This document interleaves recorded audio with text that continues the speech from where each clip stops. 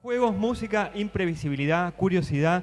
De eso vamos a hablar en este encuentro en el auditorio de TICMAS, en la Feria del Libro. Vamos a hablar con Verónica Mayo y con Karina Malvicini sobre cómo se plantea una clase distinta. Voy a mostrar a cámara uno de los libros. Tenemos 3 para hablar hoy, pero voy a mostrar uno de Verónica, que se llama Cuentos adaptados para curiosos y curiosas. Hay 2 volúmenes, uno lo tengo en la mano, otro está en la mesa. Y también vamos a hablar de imprevistos en la clase de música de Karina. Vamos a hablar de todo eso que a veces no forma parte de la currícula, pero que forma parte del currículum oculto. Y con ellas, bueno, veremos hacia dónde nos lleva el diálogo. Muchas gracias a las 2 por estar aquí. Si quieren, arranquemos con esta idea de los títulos. Me gustaría tomar la curiosidad y la imprevisión como un emergente del aula. ¿Cómo se trabaja con eso? Voy a contar antes que estuvieron prestándose el micrófono, a ver quién de las 2 empezaba, ¿eh? Ojo. Debe estar apagado. Préstame. Sí. Ahora sí. ¿Ahí estamos? Ahí está. Bueno, gracias. Bueno, primero gracias por la invitación, gracias a este público que está acá escuchándonos. Realmente reunirnos a hablar del juego y de la música en estos tiempos es muy valorado, así que gracias de verdad.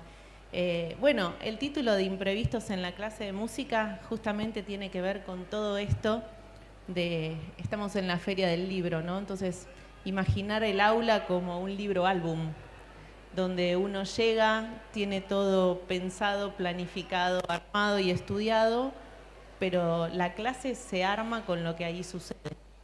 Y esto no significa ser negligente, esto significa estar atento, estar muy pendiente de lo que le va pasando a cada uno de todos niños o adultos con los que estamos ahí, y de pensar el aula como un espacio de construcción.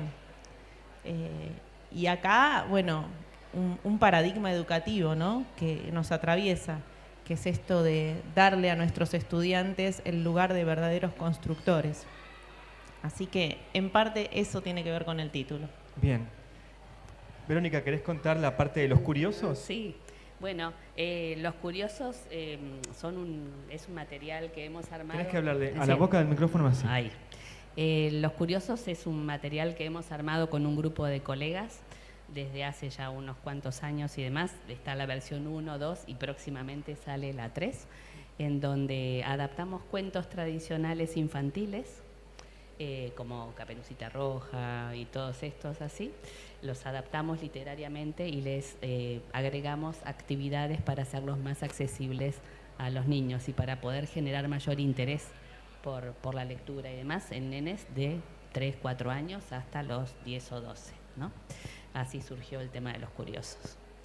Abelardo Castillo decía que uno puede decir una misma frase, 2 personas pueden decir la misma frase, pero cambiarle el sentido. Uno puede decir, hoy estoy en la Feria del Libro, o decir, estoy en la Feria del Libro hoy, y estamos diciendo lo mismo, pero hay un juego de categorías que se pone adelante, una por delante de la otra.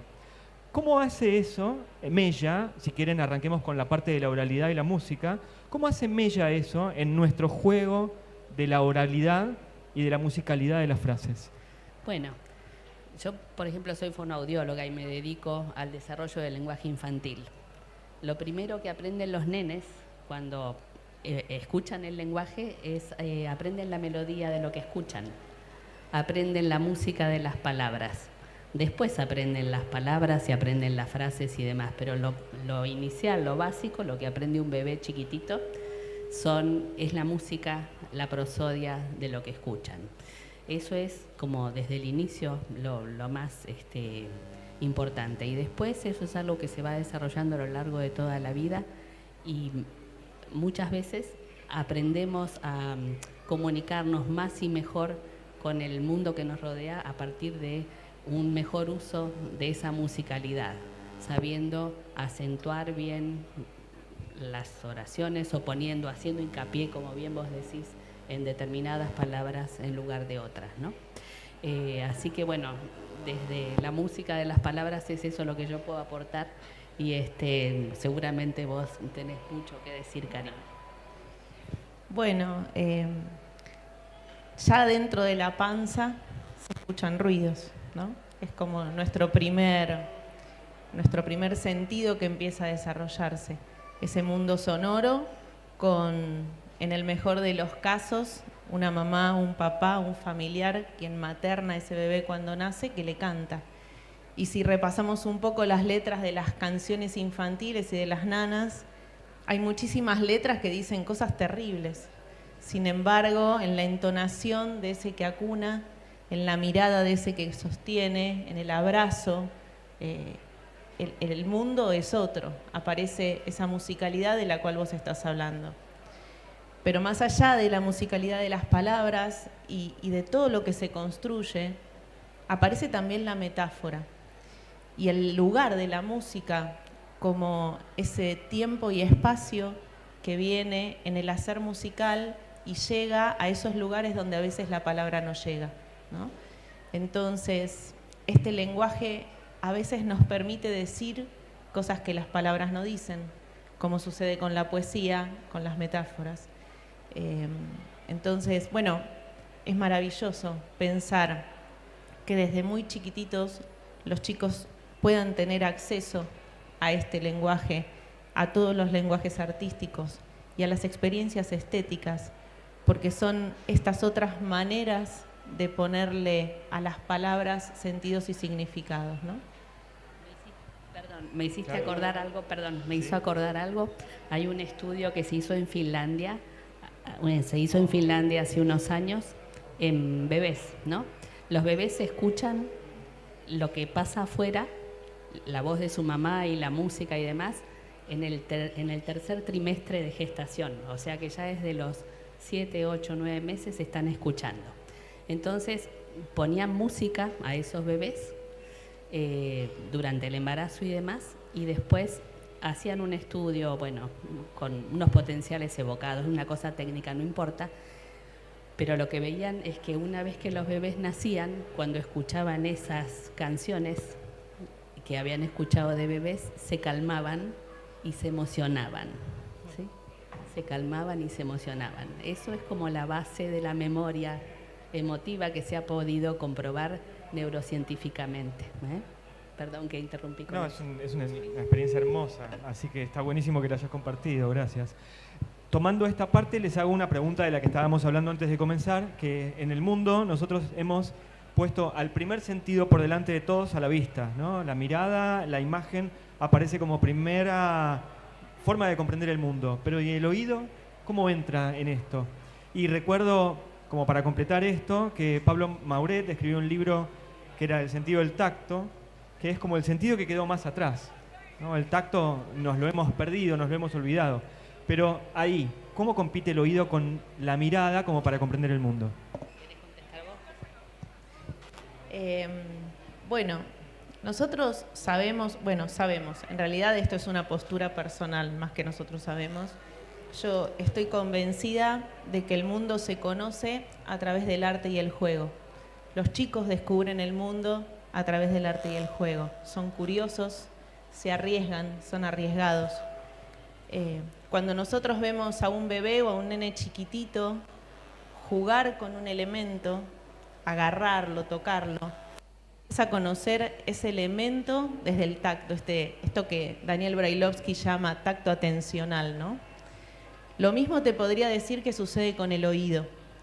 Cuando vos generás experiencias sensibles, cuando proponés trabajos de exploración sonora, cuando ofreces sonidos para descubrir y para investigar, desde muy chiquititos los chicos aprenden quizás a escuchar con los ojos, a mirar elementos e imaginar cómo suenan y a poder contextualizar eso quizás en un paisaje sonoro, en una sonorización que hagan. Entonces, 2 envases de yogur pueden ser caballos, una tapa de olla puede ser una campana que suena. Y lo maravilloso de esto es que para uno puede ser una campana, para otro puede ser el sonido de una canción de cuna, y para otro simplemente es la tapa de olla que está sonando. Y desde ahí el oído empieza a ocupar ese lugar que es fundamental, porque la música es un derecho, es parte de nuestra vida. Entonces, estamos abiertos a esta escucha del mundo. El punto es, bueno, cómo nos sensibilizamos a ese mundo, cómo aprendemos a escucharlo, ¿no? Cuando decimos que enseñamos música, enseñamos muchas otras cosas cuando enseñamos música. Y una de las más importantes es que cuando vos haces música, tenés que aprender a escuchar a los otros, porque si no, no puedes hacer música. Correcto, sí, es así. Una cosa que quiero agregar es que la música, como bien dice Karina, es una herramienta que nos ayuda a conocer el mundo y a vincularnos. Los nenes chiquitos y los mayores también, para poder conocer ese mundo, necesitan de nuestra ayuda, de los mayores, ¿sí? De tener referentes que les muestren ese mundo, ¿no? Y muchas veces esto es también un punto aparte que hago, ¿no? Muchas veces hoy en la sociedad vemos que el papel de las personas está siendo reemplazado por la tecnología, ¿no? Muchos nenes reciben mucha estimulación mecánica y demás, y tecnológica y eso, y menos estimulación ligada al juego tradicional o a la música o al intercambio afectuoso con otras personas. Eso está teniendo un costo, ¿sí? En parte de la niñez. Eso es importante que tengamos en cuenta, ¿sí? Así que tenemos que revalorizar todo esto que estaba diciendo recién Karina, ¿sí? También Karina trajo el juego ahí. Yo lo mencionaba en la introducción, el juego y lo trajeron aquí. ¿Cómo interviene el juego? ¿Cómo interviene en la música, en el conocimiento, en el autodescubrimiento? Dale, Vero, te toca a vos. Bueno. Mira, justamente en este momento estoy escribiendo un capítulo que se llama La música y el juego, de un libro que nos pidió Praxis para este año. Y se me ocurrió preguntarle a mis alumnitos más chiquititos, porque si alguien sabe de juegos son los chicos, ¿no? Entonces le pregunté a Bautista, bueno, ¿qué es el juego? Y él me dijo que jugar era despertar la imaginación y poder hacer las cosas que se hacen en las películas. Entonces le pregunté qué era hacer música. Él viene a un taller de música conmigo. Y me dijo que hacer música era tocar instrumentos y hacer melodías y demás. Entonces les pregunté, bueno, ¿y la música y el juego se parecen en algo? Y me dijo, sí, obvio, hay juegos musicales.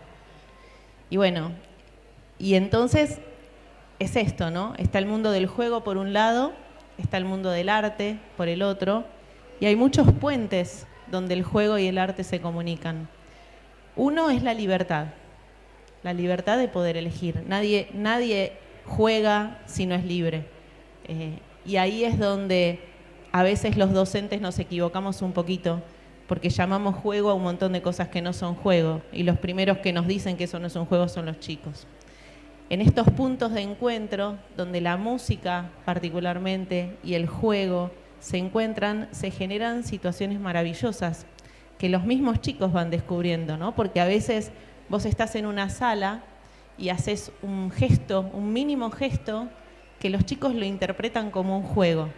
Y a partir de ahí se arma toda una escena musical que a medida que se va jugando, se va todo el tiempo resignificando y va creciendo el juego y va creciendo la música. En estas reglas sagradas, ¿no? que los mismos chicos saben poner cuando se juega, sucede lo mismo con lo musical. Así que, bueno, si bien son campos diferentes, yo creo que sí, que se encuentran. Y que se encuentren en la escuela sería maravilloso. Correcto, sí. Tanto el juego como la música son dos herramientas para conocer el mundo, ¿no? Mediado por otras personas. Son dos herramientas que nos ayudan a ir conociendo y organizándonos en el conocimiento y en el vínculo con los demás. Como recién decía Karina, la música, por ejemplo, nos enseña a escuchar. nos enseña a tomar nuestro turno, nos enseña acerca del ritmo, de ritmos, de empezar y terminar una tarea, ¿no? De entender lo que son las pausas. Y el juego también es un recurso que nos enseña a compartir con los demás, a desarrollar la imaginación y a vincularnos con otros, ¿no? Estamos hablando de música, de juegos, estamos hablando de estos temas, sobre todo en primera infancia, pero si lo llevo a chicos más grandes, ¿cómo lo evalúan? ¿Cómo se planifica y se evalúa? ¿Cómo se mide el logro a partir del juego, de la música, de ese intercambio? Bueno, yo trabajo como profesora en el Conservatorio Astor Piazzolla y una de las cuestiones que planteo a mis estudiantes permanentemente es esto de, bueno, cómo aprender desde estas consignas que tengan como un enfoque más lúdico. Y esto es un desafío, ¿no? Porque pareciera ser que a medida que crecemos dejamos de jugar. Sin embargo, frente a cualquier propuesta que yo les hago, y todos son adultos y muchos trabajan y todos tienen muchas responsabilidades, el encuentro con el instrumento se da de una manera absolutamente genuina, donde puedo hacer prácticamente un paralelismo en los gestos que veo en los chicos cuando les hago esas propuestas y en estos casi ya adultos y donde les hago las mismas propuestas. Que el juego sea parte de nuestra vida depende de nosotros y que el juego sea parte de los espacios de formación superior es responsabilidad de quienes estamos a cargo de esas asignaturas y es un tema que yo te diría es fundamental de ser tratado en estos espacios educativos, ¿no? Porque si de alguna manera, por ejemplo en mi caso, yo quiero formar un docente sensible, un docente atento, un docente dispuesto, curioso, arriesgado, bueno, soy la primera que lo tiene que mostrar. No desde los marcos teóricos y desde las palabras hermosamente escritas en los libros que uno los lee y dice, wow, ¿cómo se me ocurrió esa frase? ¡Qué maravilla! Sino desde el hacer cotidiano. Ahí también aprendemos, en el saber cotidiano, desde el hacer, en el saber del hacer, hay mucho por descubrir, que quizás no se dicen con palabras, pero se vive en el hacer, ¿sí? Me parece igual, te voy a decir, a vos siempre te sale la más fácil porque vos la escuchás a Karina y después me decís correcto, pero dale, ahora te toca a vos, sí. No, pero quiero, en todo caso, si querés, como ya hablamos de la escuela, hablemos de tu laburo como fonoaudióloga. ¿Cómo entra el juego ahí? Bueno, para la mayoría de los nenes chiquititos que atiendo y demás, el juego es como la parte fundamental. Tenés que hablar acá porque... Sí. Ah, es así, mirá, si hablas lejos, suben el micrófono, si sube acopla, me retan a mí por acá. Es como, digamos, jugar con un nene chiquito es como la base fundamental como para iniciar un diálogo, ¿no? Como para poder iniciar un vínculo. Los nenes chiquitos no se pueden vincular tan fácilmente como los mayores a través de las palabras. Y es a través del juego y del intercambio lúdico que se puede empezar a trabajar con ellos. Digamos, parte del 50% de mi trabajo está basado en el juego, ¿sí? Y bueno, yo experiencia a nivel escolar y todo esto o universitario, como en el caso de Karina, con alumnos de música y eso yo no tengo, pero sí, bueno, la experiencia con pacientes con dificultades de comunicación. Sí. Hay aquí en el auditorio de TICMAS, en el stand de TICMAS, hay una aplicación que se llama Leer en Vivo, que tiene que ver con la fluidez lectora. Los chicos leen un texto y después escuchan ellos mismos cómo es la lectura. Y se hizo una experiencia en el verano, hay toda una serie de métricas que se van a presentar en unos días. Pero sí les quiero preguntar por esa idea, ¿cómo te influye en tu forma de comprender el mundo, de mejorar tu lectura, incluso de autoconocerte, el escucharte a vos mismo? Bueno, el escucharse a uno mismo, digamos, colabora en lo que es la organización de las ideas y el poder entender mejor. Cuando uno se escucha a sí mismo y cuando puede comprender bien los conceptos, es más sencillo después también poder escribir. Eso, digamos, está demostrado neurobiológicamente, ¿no? En estudios que se hacen de neuroimagen y demás, se sabe que aquel niño que puede leer con más fluidez y demás, tiene más habilidad luego para escribir, ¿sí? Karina, ahora, gracias. Bien, ahí estuviste muy bien. Estuviste muy bien. Te lo puedo llevar al terreno de la música. Ahí te iba a llevar, te iba a preguntar a cómo es participar en un grupo de música escuchándose y escuchándose todos juntos. Bueno, justamente el subtítulo del libro se llama Tocando lo intangible, ¿no? Hay algo del hacer musical que no podemos poner en palabras.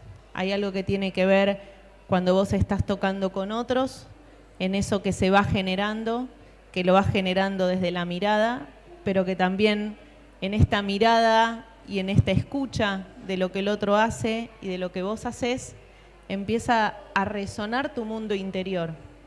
Vos, al poder escucharte en ese hacer que tiene que ver con la interpretación que vos haces de eso que estás tocando, vas midiendo hasta el peso del dedo sobre la tecla o de qué manera sostenés una baqueta para que el sonido suene y de alguna manera refleje este mundo interno que nos representa. Entonces, es ahí donde las singularidades de cada uno conforman esta identidad colectiva, ¿no? No por tocar todos juntos perdemos nuestra identidad, sino que esto, y acá este es un claro ejemplo de cómo la diversidad nos potencia y nos nutre, ¿no? Cada uno desde lo que tiene, aportando lo mejor para ese resultado sonoro. Entonces, en este decir con la música, escucharnos mientras estamos interpretando y poder brindarlo a los demás del modo más hermoso que nos salga, de alguna manera estamos haciendo participar a todos de esta experiencia estética donde claramente la emoción nos atraviesa y al atravesarnos la emoción, la experiencia nos transforma y ese es el lugar del arte. Estamos hablando de habilidades socioemocionales que se desarrollan a partir de la música, el juego, ¿no? Quisiera pedirles si se animan a contar una experiencia o una estrategia para tocar una de esas habilidades, ya que se han mencionado tantas en la charla. ¿Cómo trabajarían, por ejemplo, empatía o cómo trabajarían liderazgo o escucha o trabajo en equipo? Si tienen algún ejemplo que pueden contarnos aquí a nosotros. No, por ejemplo, en el Curiosos 2, una parte del libro está dedicada a la estimulación de la empatía, ¿no? Al poder interpretar las emociones de los demás, saber cómo se siente tal persona o ver de qué manera responder y demás como para ser asertivos con los otros, ¿no? Esa es una forma que nosotros hemos encontrado a partir de este material de poder ejercitar esa habilidad. Medio difícil la pregunta que me estás haciendo. No, yo sé que es difícil, pero por ahí tenés una experiencia que trabajaste en el aula sobre algún sí, tema en particular. Yo particularmente no creo que las emociones se eduquen. Yo creo que lo que uno educa es las formas socialmente válidas de ponerlas de manifiesto a esas emociones, ¿no? Con la música pasa todo el tiempo. Vos...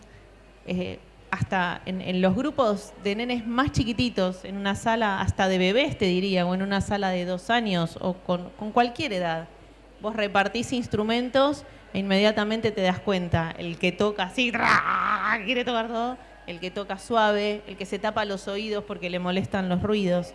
Entonces, ahí empezás a mirar un montón de cuestiones que te van dando pistas de estas personalidades con las que vos estás trabajando. Luego, todo tiene que ver con ponernos de acuerdo. Y en ponernos de acuerdo, uno empieza a trabajar estas cuestiones. Bueno, el que habla todo el tiempo, pedirle que por favor espere su turno. El que no habla nada, bueno, proponer algo para darle ese lugar. Y acá la música es genial, porque a todo el mundo le gusta tocar instrumentos. Entonces, si hay alguien, yo siempre les digo a mis estudiantes, no se preocupen tanto por el que hace tanto ruido, bochinche, que no te deja dar la clase. Estate muy atento al que no toca, al que está callado, al que no dice nada, y apuntá ahí a darle la posibilidad de que también pueda expresarse. Entonces, es muy fácil para quienes estamos en las áreas artísticas trabajar esto, porque es nuestro día a día. Es esta cosa de que frente a una... O sea, Elliot Eisner lo dice esto, ¿no?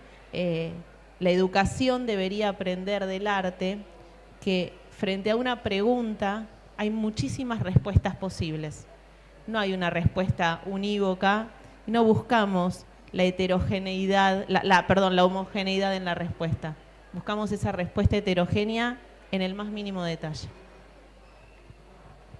Les hago 2 preguntas más, les agradezco mucho el tiempo que nos dieron.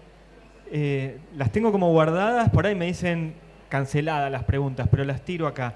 ¿Cómo se trabaja desde el lado de la música y el juego con el error? Bueno, está haciendo preguntas difíciles. Según dónde, si vos vas al conservatorio, el error es un gran tema para trabajar, ¿no? El error tiene que ser oportunidad, claramente. El error es parte de la vida, parte del aprendizaje. El desafío es ver de qué modo desatamos ese nudo para poder seguir. De eso se trata. Si el error es castigo, si el error te limita, si el error te hace dejar un instrumento, ¿no? Si el error le hace decir a un profesor, vos no servís para la música, dedícate a otra cosa, yo creo que el que se tiene que dedicar a otra cosa es ese profesor que dice eso. Sostengo que el error es parte del crecer. Y entiendo que a nadie le gusta equivocarse, eso es así, a ninguno nos gusta equivocarnos, pero equivocarnos nos hace repensar en otras maneras de abordar ese nudo, en otras maneras de poder pasar y dar el salto, o como dice la Chiqui González, de ser el salto, de acompañar y ser el salto, ¿no? Así que bueno, esa es básicamente mi manera de entender el error. Bueno, en mi caso, digamos, por la labor que desarrollo y demás, uno lo que trata de hacer es no remarcar tanto ese error, sino, bueno, hacer como una mención de que, bueno, a lo mejor eso no está bien, pero pasar a otra cosa, ¿no? No quedarse focalizado en que eso está mal, así que, bueno, eso. Y la última, y ahora sí les agradezco, ¿cómo trabajan con otras materias? ¿Cómo se trabaja en la interdisciplinariedad? Porque desde el lado de la música, desde el lado de las materias artísticas, habitualmente tienen que armar proyectos o trabajar con otras disciplinas. ¿Cómo es el trabajo habitual de ustedes? En realidad, la interdisciplina, es re difícil eso. Yo no lo llevo adelante con músicos, sino con psicólogos, psicopedagogas, terapistas ocupacionales y demás. Y bueno, lo que se suelen hacer son reuniones de equipo y tenemos grupos de WhatsApp en donde comentamos acerca de los pacientes y vamos cambiando o combinando estrategias uno con otro y demás, como para que el paciente se vea beneficiado con mejores recursos para su funcionamiento cotidiano. Bueno, en la escuela sería maravilloso que el profesor de música no sea la guirnalda de la escuela, ni que el profesor de música aparezca el día del acto escolar, ¿no? Sería maravilloso que la música sea parte de la escuela más allá del profesor de música. Y vuelvo a decir esto que ya dije, porque es un derecho. Entonces, el trabajo va a depender mucho del equipo docente y de cómo fueron las vivencias de este equipo docente, de quién se anima a la música. Viste que la gente se anima más a la literatura, se anima más a las artes visuales, hasta te diría que se anima más a la danza, pero pareciera ser como que la música es para los que saben música y nadie se anima a la música. Vygotsky decía, ¿no? Que los chicos empiezan a dibujar hasta que el dibujo ya tiene un límite y empiezan a escribir, pero, claro, pero no toman la música. En realidad, todos podemos hacer música.